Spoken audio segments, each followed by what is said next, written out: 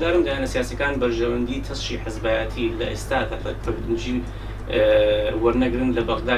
گرنگترینشت لە بەغدا ئەوەیە کە ئێمە وەکو کورد هەموو یەکدەنگ بین. ئەوە خاڵی سەرەکی پێویستە هەموو ئەوە کۆمان بکاتەوە. ئەمە وەکو ملەتشی زۆڵم لێکراو چەندین ساڵە لەو عێراقە دەژین تا ئێستا سەرەتاییترین مەفەکانی خۆمان پێ نەدرایە.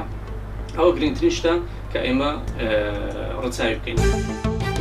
ئەو حزبانەیە کە دەڕۆنە بەغدا هیوادارم یەکگر بن، هیوادارم بیل لە ملەتەکەی خۆیان بکەنەوە، واز لە حزبایەتی و لەولا بێنن. هیوادارم هەموو ئیشەکانەوە بی وەزعی خەڵک چاک بکەن، چونکە خەڵک لە وەزعی زۆر خراپایە بە گوێرەی ئەوەی کە لە توانایان دابی. هیوادارم توانیان هەبی ئەو ئیشە بکەن و ئەو سیقەی خەڵک پێیان داینە جێبەجێ بکەن. کورد پێویستە هەموو بە یەک ڕێزی بستەوە بەغدا. پێویست ناکاتن مشکلەی ناوەخۆ بگەینینە دەرەوە، لەبەرەوەی لە ئاخیرەتدا ئەمە هەر هەمومان یەکین، هەر هەمومان پێویستمان بە یەکە.